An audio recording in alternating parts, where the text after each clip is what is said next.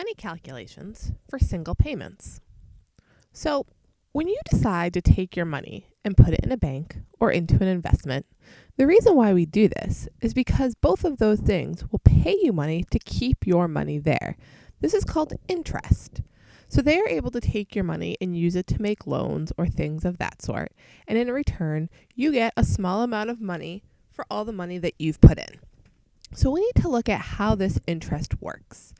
So compound interest is the amount of interest you gain by leaving a lump sum of money in an account for a period of time.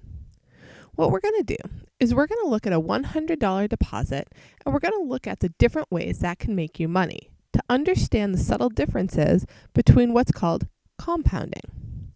So the amount of money that you're going to have at the end of a year is going to depend on how the institution compounds your money. So again, we're going to take $100 and we're going to assume that you're going to earn an interest rate of 6% per year.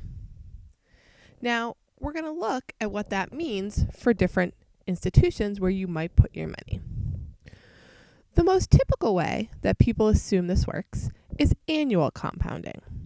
So if you invest your money into a bank or a financial service that compounds annually, what that means is that the account pays interest one time every year. Therefore, we can calculate the balance by doing 100, which is the amount you started with, your deposit, times 1.06. Now, the 0.06 represents the interest rate. Since we want to know how much money we have at the end, we have to do 1 plus the interest rate, because the 1 says keep all the money you already have and add on the interest rate. If we just wanted to know how much interest we made, we would just multiply the 100 by 0.06. But since we want to know the balance at the end, we're going to multiply by 1.06. Again, the 1 is to account for the $100 we already have.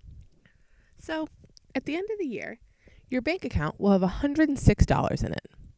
Now, if you were to leave that money in your account for a second year, you would then get 6% interest on the $106. So 106 times 1.06. This would be the same as if we had taken the original 100 and multiplied by 1.06 two times. When that happens, at the end of the second year, you'll have $112.36. So if you're going to leave your money in this same account for T years, right? So instead of 1 year or 2 years, we can write this as 100 times 1.06 to the T. So that means every single year that it's left in there, your 100 gets multiplied by another factor of 1.06. Again, the 0.06 comes from the fact that we're assuming a 6% interest rate here. If the interest rate was different, that number would also be different. So the general balance of an account in this type of situation that's compounded annually is written as P equals P naught times 1 plus R to the T. We use P naught, which is P with a little 0 subscript, to indicate the amount of money that you're putting in the account. R is the interest rate you're going to get on that account. And T is the number of years you're going to leave the money in that account. That's how annual compounding works. And that's typically the calculation people think of when you talk about investing money. However, most institutions actually compound a little bit differently than the typically thought of annual compounding. So next we're going to look at what's happening if you get monthly compounding. This is what typically happens at bank accounts with checking or savings accounts, where once a month you get some interest on your money. So let's see how that changes things. Suppose now that you put your money into an account with monthly compounding, which means you're going to earn interest every month on your bank account. So we're still assuming a $100 deposit and 6% interest. However, this does not mean that you are going to get 6% interest every single month. Instead, what that means is you'll get 1/12 of the 6% interest every month, so that cumulatively over the year, you get the 6%. Now, you may think that that would mean the same thing as if you got 6% once a year. It turns out, though, that mathematically, you actually benefit from having this monthly compounding. So let's see what happens to our $100. So our $100 will multiply 1 plus the rate for each month. So in 1 month, we'll have 1 plus 0.06, that represents our 6% interest rate, divided by 12, right? Because this is for 1 month. So we're dividing that interest rate into 12 installments. Now, when we multiply this, that's equal to doing 100 times 1.005. So after 1 month, your bank account has $100.50. Okay, but in order to compare, we need to see what happens at the end of 12 months. So after 12 months, that means that we're going to be multiplying our $100 by 1.005 12 times, because every month we get that little bit of interest. When we do that, we get $106.17. So that's 17 cents more than what we got when we compounded annually. Well, why does that happen? Because every month when the money is added to your account, the next month interest also includes the interest you got the month before. So you're making money on your money. Now, it may not seem like that's that big of a difference, 17 cents, but remember, we're only talking about $100. Imagine that you're a company that invests millions. That adds up quickly, so compounding matters. So if we were to leave this money in our account for a second year, then our calculation would be 100 times 1.005 to the 24. Well, why 24? Remember, we're doing this 12 times a year times 2 years. So that gives me 24 times that I'm applying the interest. That's where that number comes from. So when I multiply that out, I get $112.72. So again, we get an increase from when we did this annually. So if I leave the money in for T years, right? So maybe 2 years, 5 years, 10 years. The way that I would set this up is 100 times 1.005. So that's the 1/12. Raised to the 12 times T. Well, the 12 is because I'm doing this 12 times per year, and then T is in years. So when I did it for 1 year, I raised it to the 12th power to indicate each month. When I did it for 2 years, remember it was 24. If I did it for 3 years, it would be 36, so on and so forth. So the general way that we can write this for monthly compounding is going to be P equals P naught 1 plus R divided by 12 raised to the 12t. So again, the P naught indicates the initial balance. Here it was 100, but you could certainly look at this in other scenarios. The 1 helps us keep the amount of money we put in. R divided by 12 means we're applying the interest rate over the year monthly. So we get 1/12 of that interest rate every month, and then we raise that to 12 to the t to represent the number of times we have to apply this function. So you can see that this particular general function is a little bit different than the one we did with annual compounding. So you can certainly compound more than annually or monthly. There's lots of options of how you might compound.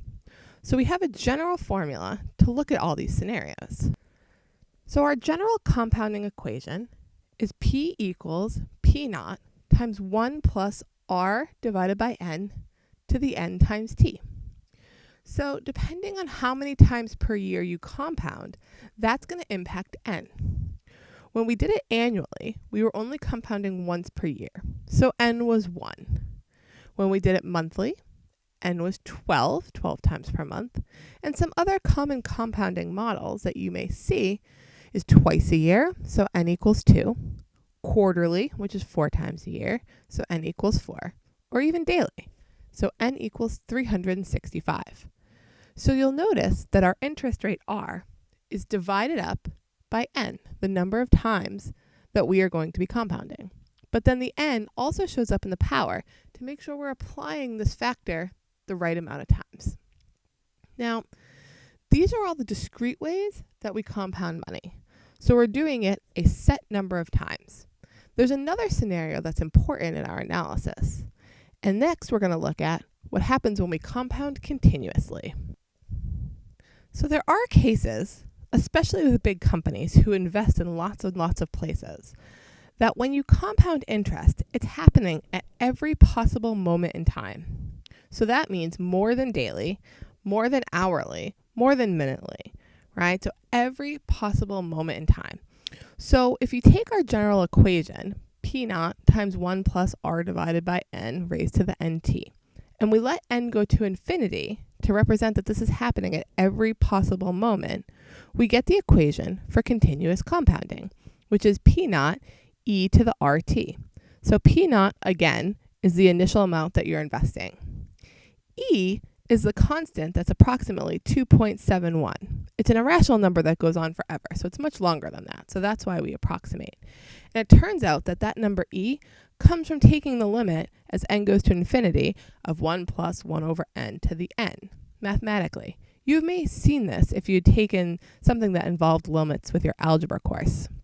So it's just natural that when we do this with our compounding model, we end up with P naught e to the RT. R is still our interest rate. Time is still t in years. P naught is our initial amount. And so when we compound continuously, we end up with this E factor. So this is the other general function that we're going to be using when we talk about money. So we have the different types of compounding, and one of them is continuous and one of them is discrete. Oftentimes when we're looking at money in terms of companies and things of that sort on a larger scale, we're looking at continuous compounding. So now we need to look at what's called the present and future value, so we can figure out how to talk about our money in terms of today and in the future. The present value of money is how much it's worth today. So we often use this when we talk about the initial investment of money. So when we did our original problem and we had $100, that was a present value because that's how much we're starting with right now. Future value is how much the money is worth after a period of time. How much will it be worth in 5 years? How much will it be worth in 10 years? Future, down the road. That's our future value.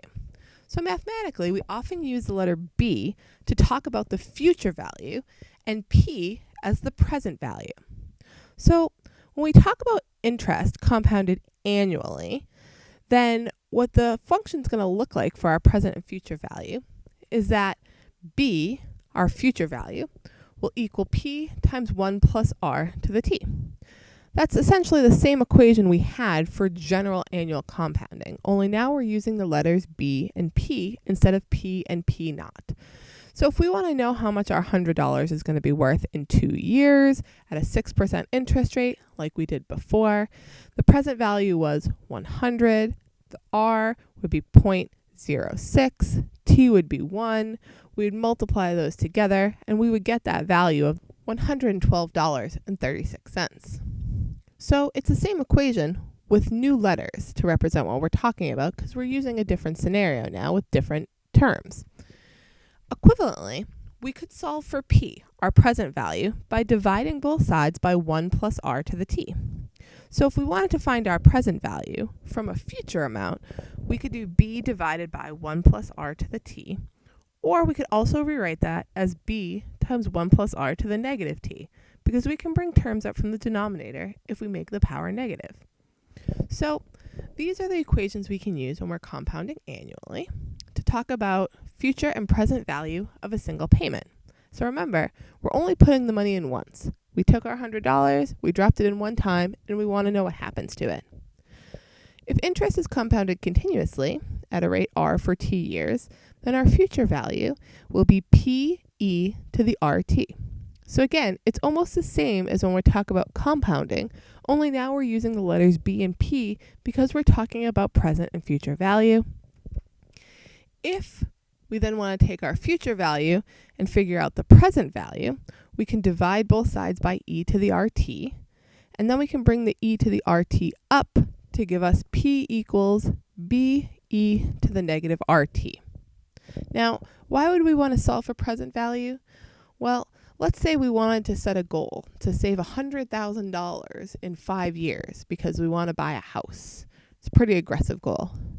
But we can figure out how much money we'd have to put in today if we know the interest rate we can get on our account so that we'll have that amount of money in 5 years. So sometimes it's worth solving for present value. But we have the formulas to solve either way, and we can use them to talk about all sorts of interesting things.